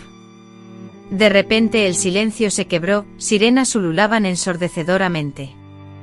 Voces autoritarias daban órdenes, la policía acordonaba la casa, se escuchaban pasos apresurados, puertas cerrándose con fuerza. Después, un silencio profundo e inquietante.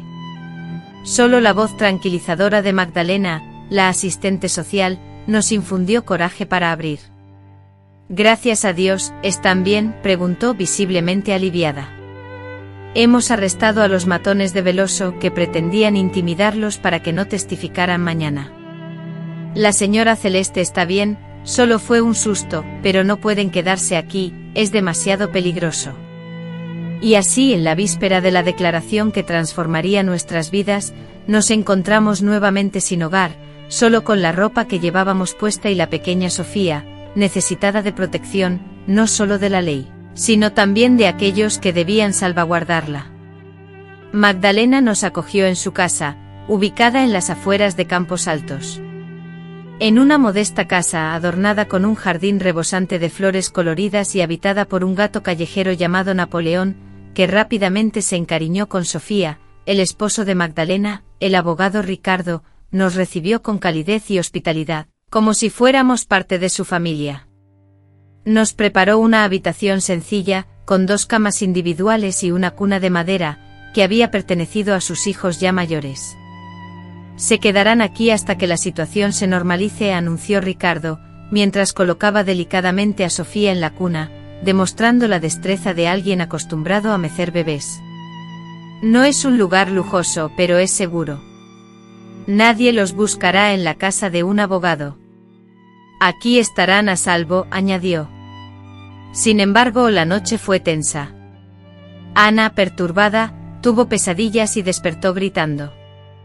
Yo, angustiada, pasé la noche en vela, atenta a cada sombra y a cada ruido.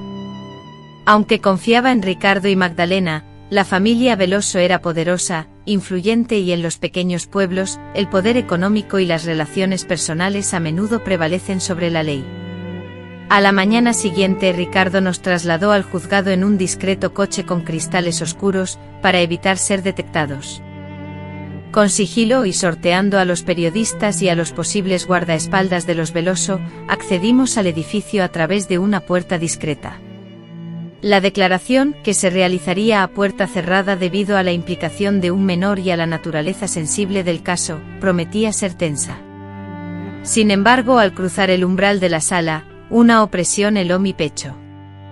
Allí estaba Veloso, impecablemente vestido con un traje de corte perfecto, su cabello perfectamente peinado, como si se preparara para una recepción elegante, y a su lado, un abogado de renombre, de esos que habitualmente defendían a políticos acusados en los platós de televisión. Era innegable que la familia Veloso había desplegado todos sus recursos y conexiones. La situación se presentaba sumamente difícil. Veloso dirigió una mirada a Ana, acompañada de una sonrisa gélida, llena de cinismo, que transmitía más que cualquier palabra. Ana palideció y aferró mi mano con fuerza, casi cediendo a la desesperación. En ese instante Sofía, en mis brazos, comenzó a moverse y a emitir esos sonidos felices y balbuceantes característicos de los bebés. Fue como si esa inocencia le infundiera a su madre una nueva energía. Observé a Ana enderezar la espalda y levantar la barbilla con determinación. Con semblante severo y ojeras marcadas por el cansancio, como alguien que ha presenciado innumerables dramas, el juez, un hombre de mediana edad, tomó las riendas del testimonio con estricta formalidad, cediendo la palabra a la parte acusadora. Ricardo, con precisión, exhibió las pruebas meticulosamente preparadas, los documentos legales, los registros detallados, las declaraciones juradas de los testigos y los informes médicos que respaldaban nuestra causa. El abogado defensor, con la astucia que lo caracterizaba, emprendió una estrategia de desacreditación total, argumentando que los documentos podrían haber sido alterados, que los testigos mentían movidos por la envidia y que no existían pruebas sólidas para sustentar la acusación. En un intento por desviar la atención, insinuó que el niño era producto de la relación de su clienta, y llegó al extremo de sugerir que yo, una curandera de avanzada edad, podría haber inventado todo este embrollo, motivada por viejos rencores y disputas con la familia Sampaio. Contuve mi ira en silencio, tragando mis palabras y reprimiendo el impulso de levantarme y abofetear a aquel hombre. Cuando llegó el turno de Fernanda para testificar, el abogado, en un intento por amedrentarla y hacerla vacilar, le exigió que hablara mirando fijamente a Ottavio. Su objetivo era intimidarla. Afortunadamente el juez denegó la solicitud. Fernanda tuvo la oportunidad de declarar, dirigiendo su mirada únicamente al juez, sin confrontar al acusado. A pesar de ello, su voz se quebraba, interrumpida por silencios prolongados. Relató cada detalle desde el inicio, como su padrastro comenzó con insinuaciones y caricias, progresando a los abusos constantes, la aparente indiferencia de su madre, sus intentos de escapar, el ocultamiento de su embarazo, el parto solitario, la creencia de que el bebé había fallecido, lo que la llevó a enterrarlo desesperada. Luego narró cómo fue encontrado el bebé y cómo ambas huyeron. Mientras hablaba, lágrimas silenciosas surcaban su rostro juvenil, ya marcado por el dolor, pero no se detuvo ni vaciló. Cada palabra era un fragmento de sí misma que emergía de las profundidades. Al concluir, un silencio sepulcral se apoderó de la sala. Incluso el abogado defensor parecía impactado. Fue entonces cuando Ottavio solicitó hablar. El juez, desoyendo la recomendación del doctor Moreira, accedió, y las palabras que pronunció fueron pura maldad. Fernanda siempre ha sido una niña problemática, señor juez, sentenció. Comenzó a hablar con una voz deliberadamente suave, casi paternal, como si buscara transmitir calma y confianza. Desde el momento en que me casé con su madre, intenté guiarla y enseñarle el camino correcto, estableciendo normas y límites, pero ella constantemente se rebelaba, escapándose de casa y relacionándose con personas de dudosa reputación. Luego vino el embarazo de un novio desconocido y ahora se ha inventado esta ridícula historia para acusarme injustamente, ya que yo era el único que intentaba poner freno a sus imprudencias. Respecto al bebé, ni siquiera tengo la certeza de que sea realmente suyo, podría ser de cualquier hombre. Las jóvenes de hoy carecen de principios morales, señor juez. Observé a Fernanda mientras el hombre hablaba. Su rostro estaba pálido y temblaba visiblemente, como si estuviera a punto de desmayarse. Entregué a Pedro, nuestro hijo, a su padre en un gesto silencioso que recordaba el motivo por el que estábamos luchando, protegerlo. Al terminar su declaración, el doctor Moreira solicitó la palabra. Tengo otro testigo, su señoría, alguien que no estaba previsto en la lista, pero que puede aportar información crucial sobre el verdadero carácter del acusado. El juez, a pesar de las airadas protestas de la defensa, concedió la palabra. La puerta lateral se abrió de golpe y para mi asombro apareció Elena, mi hermana, la madre de Fernanda y esposa de Otavio. Su aspecto era distinto, sin maquillaje, con el pelo recogido en un simple moño y sin los tacones que solía calzar para agradar a su marido. Parecía más menuda, más vulnerable, pero también más resuelta. Al verla, Otavio se levantó de un salto, con la cara desencajada por la furia. ¿Qué haces aquí? No puedes entrar. Los guardias lo agarraron, obligándolo a sentarse de nuevo. Elena no le dirigió ni una mirada. Clavó sus ojos en el juez y comenzó a hablar. Confirmó cada palabra que había dicho su hija sobre cómo se enteró de los abusos y no hizo nada. Relató cómo Otavio la amenazaba, la agredía a ella también, cómo temía perder su hogar, su sustento, y cómo se odiaba a sí misma por haber sido cobarde. Luego sacó de su bolso algo que me dejó sin aliento, un pequeño cuaderno negro. Es su diario, dijo, tendiéndoselo al juez. Ahí anotaba todo lo que le hacía a mi hija. Se jactaba de ello. Beatriz confesó que sentía más deseo por aquello que le estaba vedado. Hallé el objeto prohibido oculto en el fondo del armario, pero me aterrorizaba la idea de utilizarlo. Actualmente ya no está en mi posesión. De repente el abogado defensor se levantó de su asiento con un sobresalto, exigiendo que la evidencia fuera desestimada, ya que no constaba en el sumario. El letrado revisó apresuradamente unos documentos que parecían comprometedores, consciente del peligro que su contenido representaba para su defendido. La jueza interrumpió la lectura y solicitó el material en cuestión. Tras examinarlo detenidamente, su expresión facial cambió drásticamente.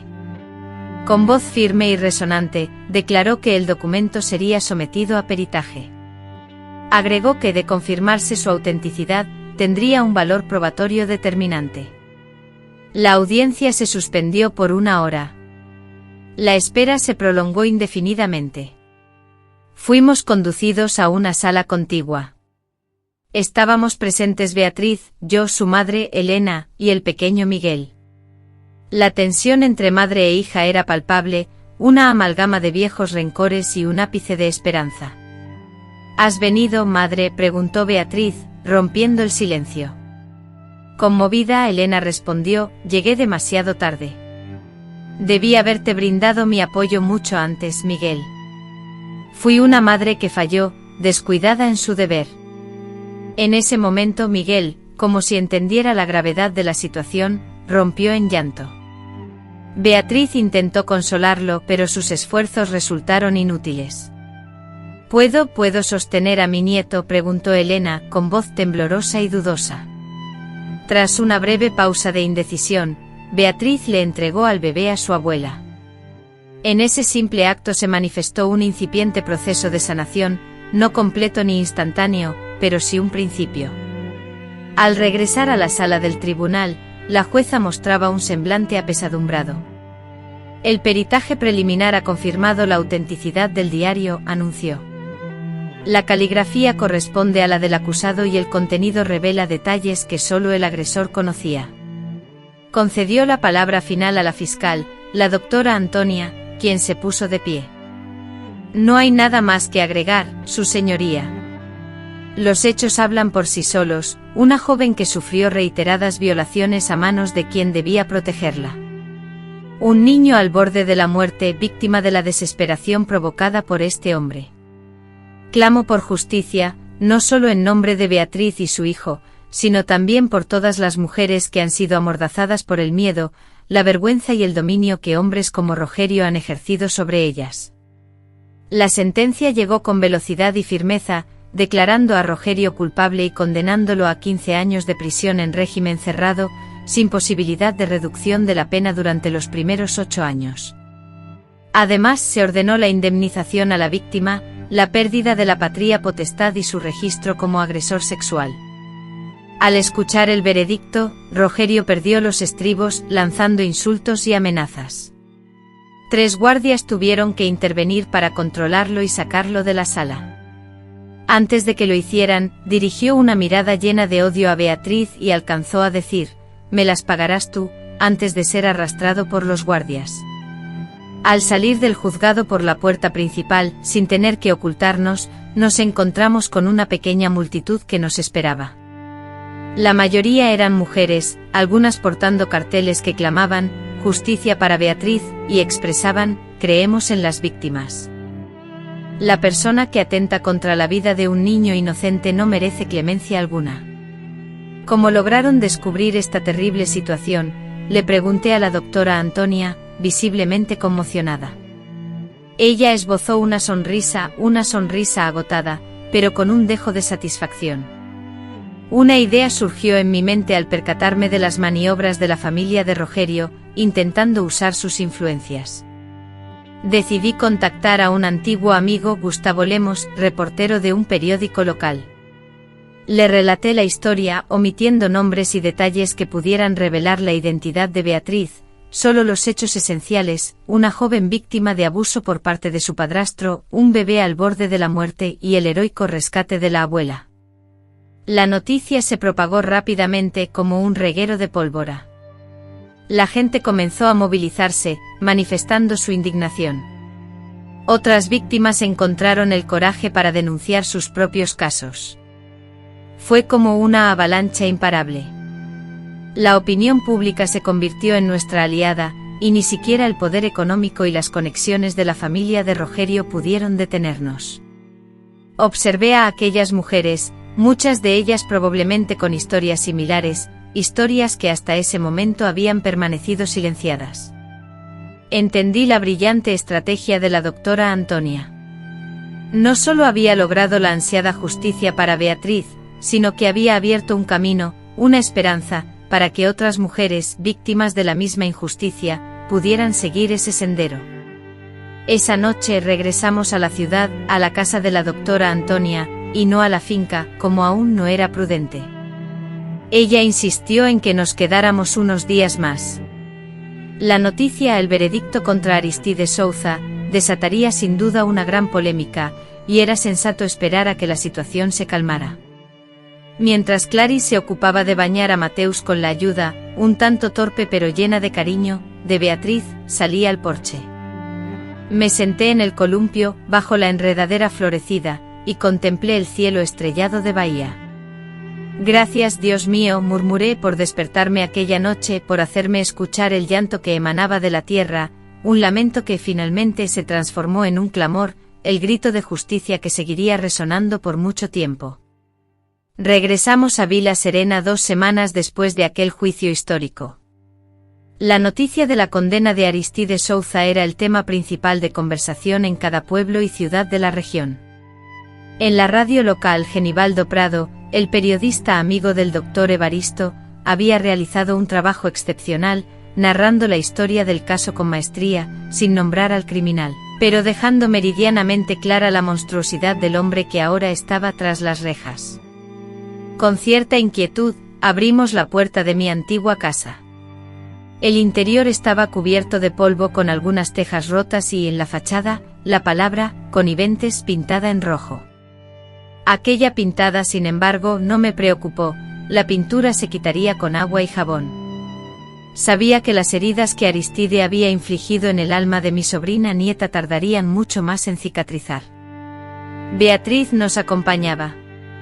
No quería regresar a la casa donde había vivido con su marido, pues lo había abandonado todo allí, llevándose únicamente ropa y objetos personales.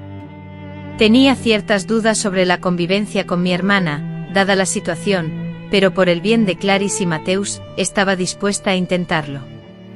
Durante los primeros días en el nuevo hogar, nos adaptamos a una nueva forma de vida.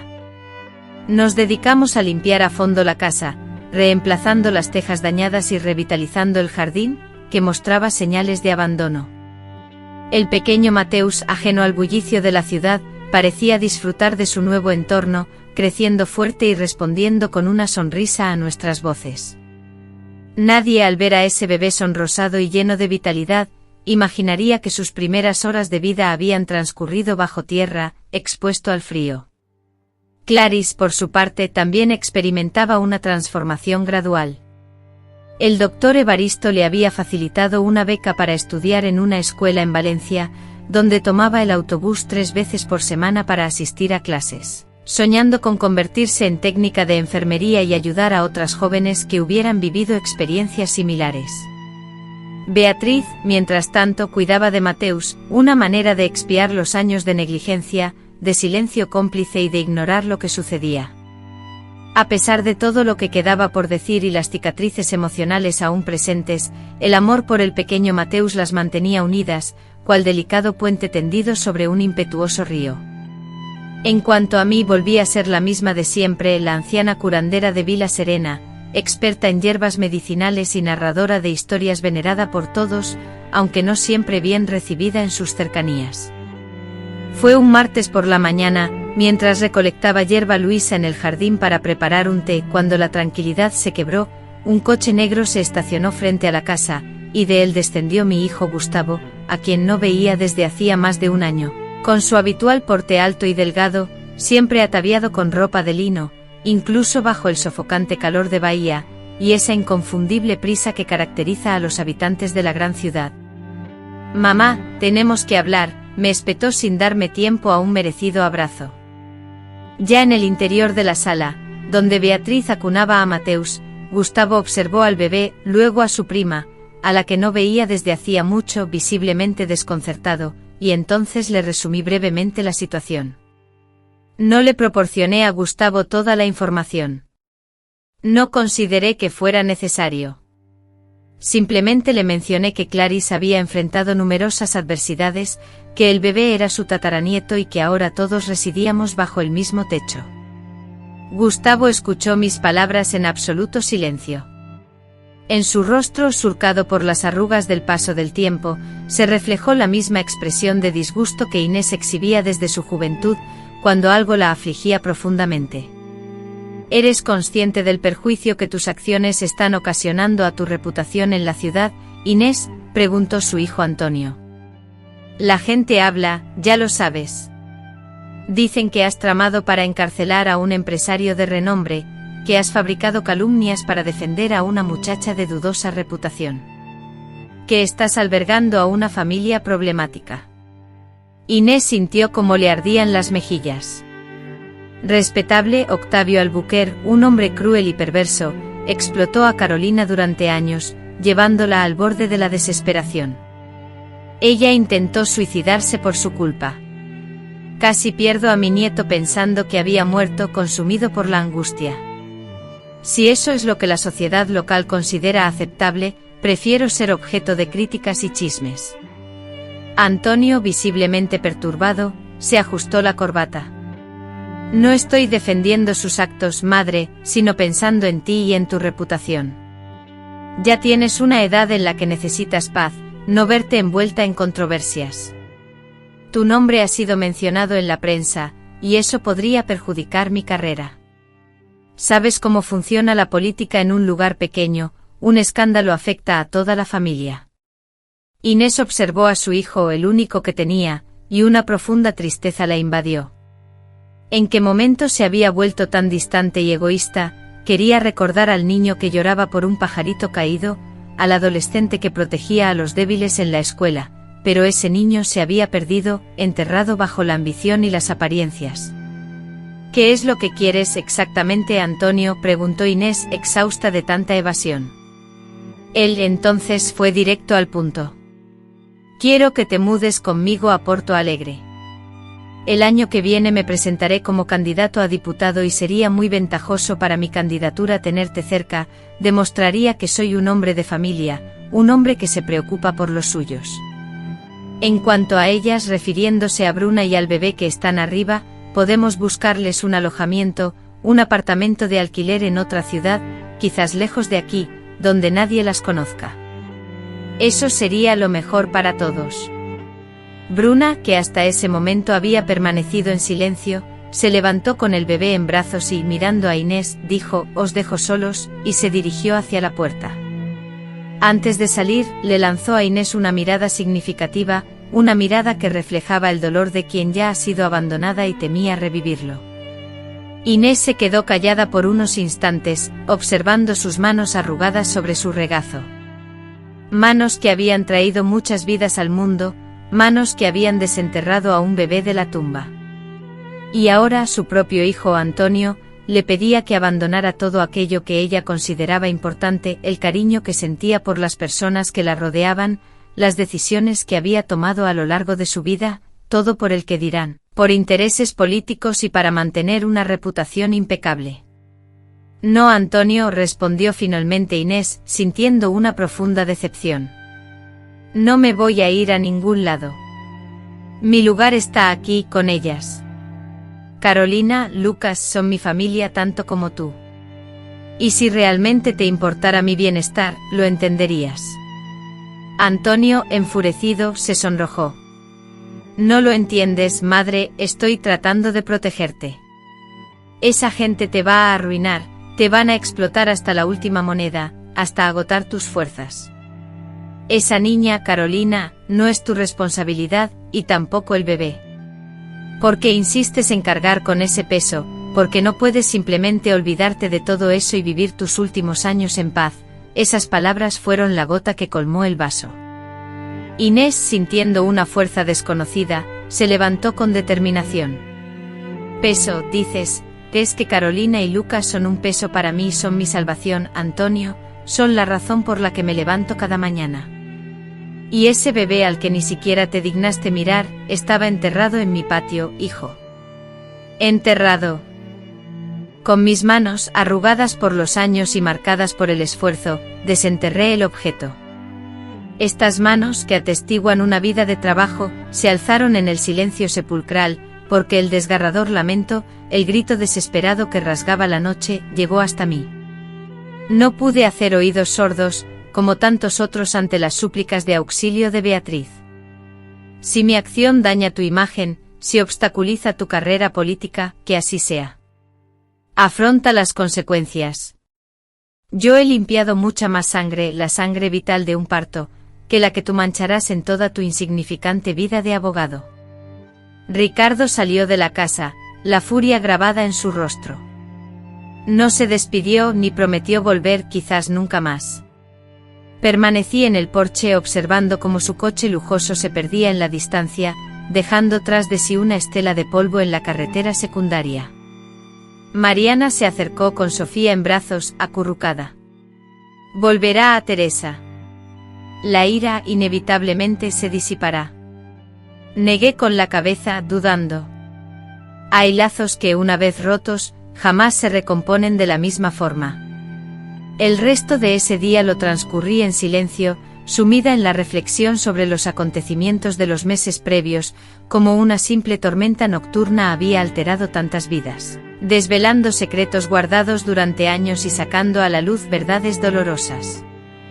Al caer la noche escuchamos el sonido de un coche que se aproximaba. Por un instante la esperanza me hizo imaginar que era Ricardo, regresando para pedir disculpas, pero resultó ser un vehículo diferente, más humilde y usado. De él descendieron Héctor Campos, el periodista de la radio local, y un joven fotógrafo. «Doña Teresa, disculpe que me presente sin previo aviso», dijo Héctor, quitándose el sombrero en un gesto de cortesía.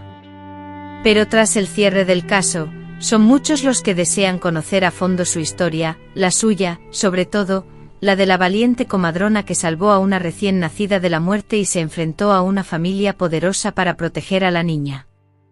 Me gustaría relatar la historia completa». Con una vacilación inicial, y solo después de obtener el permiso necesario, dudé en hablar.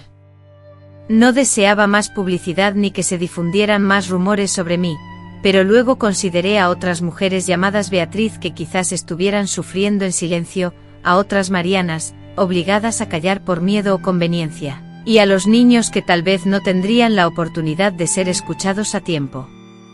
Decidí que sí, contaría mi historia, pero a mi manera, utilizando mis propias palabras, sin adornos ni exageraciones, simplemente la verdad, por dolorosa que fuera. Héctor esbozó una sonrisa de satisfacción y dijo: «Es todo lo que necesitamos, señora Teresa». Nos sentamos en el porche acompañados por café fuerte y un delicioso pastel de maíz recién horneado por Mariana. El joven fotógrafo presente tomó algunas fotografías. Beatriz, que acababa de llegar de la escuela en medio de la entrevista, al principio se mostró tímida, pero luego con valentía, también quiso compartir su versión de los hechos, llenándome de orgullo. Al finalizar, la noche ya había caído. Héctor, visiblemente conmovido, guardó la grabadora y exclamó: «Esta historia debe ser contada en todas partes, señora Teresa. Esta historia, destinada a empoderar a muchas personas, me honraría que se difundiera en periódicos influyentes de Belo Horizonte e incluso de Río de Janeiro». «Puede enviarla hasta el fin del mundo, señor Heitor», respondí, «porque esta narración trasciende mi experiencia personal y representa la voz de todas las mujeres silenciadas, de todos los niños desatendidos y de todos los gritos ahogados. Si a alguien le incomoda lo que van a escuchar, es su problema. Quien no me conoce, que se invente su versión». Después de que se fueron, nos quedamos los cuatro en el porche observando las estrellas, Beatriz con Sofía en brazos, Mariana meciéndose suavemente y yo, fumando mi pipa de paja, reflexionando sobre la vida. Si la gente de Vila Serena me miraba con desconfianza, si susurraban a mi paso, si se persignaban como si yo fuera una entidad maligna, ya no me importaba. Había actuado con rectitud. A pesar de la tentación de ignorar el sonido, un llanto proveniente del jardín delantero, me quedé quieta, recordando que podría haberme dado la vuelta y seguir durmiendo, algo que en ese momento parecía lo más importante. Era, en esencia, lo único que realmente importaba. Ya ha pasado un año desde aquella noche en que rescaté a Aurora del jardín. El tiempo vuela cuando una niña llena la casa, incluso para una anciana de 78 años como yo. Aurora ya balbucea, explora cada rincón de la casa con una sonrisa que difumina cualquier recuerdo doloroso. Heredó los ojos de su padre, afortunadamente sin ningún rasgo del hombre que la engendró. Beatriz terminó la secundaria con honores y ahora cursa un técnico en radiología en Arcos, viajando diariamente en el autobús de las 5:30 de la mañana, una muestra de determinación que me llena de orgullo. Yandira, por su parte, consiguió un empleo en la tienda de Seu Osvaldo, preparando los famosos salados que siempre han sido su especialidad. Con el tiempo, la gente del vecindario dejó de mirarnos con desconfianza al cruzarnos. Algunos incluso presentaban excusas, argumentando que desconocían la verdad y que la familia Albuquerque los había engañado. Sin embargo, en la gran mayoría de los casos, se trataba de una mentira descarada, pues siempre estuvieron al tanto de lo que ocurría. Simplemente preferían no involucrarse, evitar cualquier conflicto. Era más sencillo ignorar lo que veían y escuchaban. El reportaje de Gaspar tuvo un gran impacto. Empezó en la radio local y se difundió luego en un periódico de Divinópolis. Aunque nuestros nombres e imágenes fueron protegidos, la historia salió a la luz: la niña violada, el bebé abandonado, la abuela que escuchó el lamento de la tierra. Después de la publicación, recibimos cartas de mujeres de todo el estado, compartiendo relatos similares de niños maltratados y abandonados, de abuelas, tías y vecinas que sospechaban algo pero no se atrevieron a actuar. Cada carta era una pequeña confesión, un desahogo sincero. Todas esas cartas las guardé en un baúl en el ático. Algún día se las mostraré a Aurora, cuando tenga la madurez necesaria para entenderlas. Quisiera que entienda que a pesar de su complicado inicio, su historia ha sido fundamental para que muchas otras historias que habían permanecido ocultas finalmente pudieran ser contadas. Federico nunca volvió. Me comunicaron que había declinado su postulación a la alcaldía, no a causa del escándalo que tanto temía, sino porque le ofrecieron un empleo en una empresa de ingeniería en Sao Paulo. Se fue sin decir adiós. A veces me encuentro mirando fijamente la carretera, anhelando ver la camioneta blanca levantar polvo y traer de regreso a mi hijo. No obstante, he vivido lo suficiente para comprender que ciertos silencios son permanentes. Algunas separaciones son irreparables. Eso genera dolor. Indudablemente provoca dolor. Pero así es la vida, repleta de pérdidas y ganancias. Perdí a un hijo, pero gané una nueva familia. Valdemar sigue encarcelado en Arcos. Su familia ha intentado todo para sacarlo de prisión. Contrataron a abogados de gran prestigio, ejercieron presión política, y propagaron rumores tanto sobre Beatriz como sobre mí. Sin embargo, las pruebas eran demasiado contundentes. El cuaderno encontrado por Jandira resultó ser un hallazgo fundamental, contenía la confesión detallada del líder comunitario, enmascarado y encubierto, cuyas revelaciones causaban repulsión en cualquier persona de principios. Además de las declaraciones de las víctimas, 2 primas de Beatriz, y la hija de un vecino, todas menores de edad al momento de los abusos, también declararon. Era un monstruo, un lobo con piel de cordero, el peor tipo de criminal, pues se escudaba en la religión y el respeto que la comunidad le otorgaba. Aún hay quienes lo defienden, argumentando que las niñas fueron las provocadoras y que la cárcel no es lugar para padres de familia. Son los mismos que evitan mi mirada al cruzarme. Son los mismos que se persignan como si yo tuviera alguna relación con el diablo. Que hablen. El tiempo revelará quién estaba en lo cierto y quién no. La verdad siempre triunfa. Lento pero seguro se llega lejos, como siempre decía don Yara, y la verdad siempre se abre camino. La vieja casa de Antonia y Valdemar, construida con nobles materiales y llena de recuerdos, fue vendida a un precio irrisorio, casi regalada, pero nadie se atrevía a habitarla. Circulaban persistentes rumores sobre lamentos espectrales, gemidos y susurros que provenían del jardín, una presencia intangible y perturbadora. Aunque pareciera una simple superstición, la idea era comprensible. Algunos lugares parecen absorber las tragedias humanas, cargándose de historias pesadas, de sufrimientos que se filtran en las paredes, en los cimientos.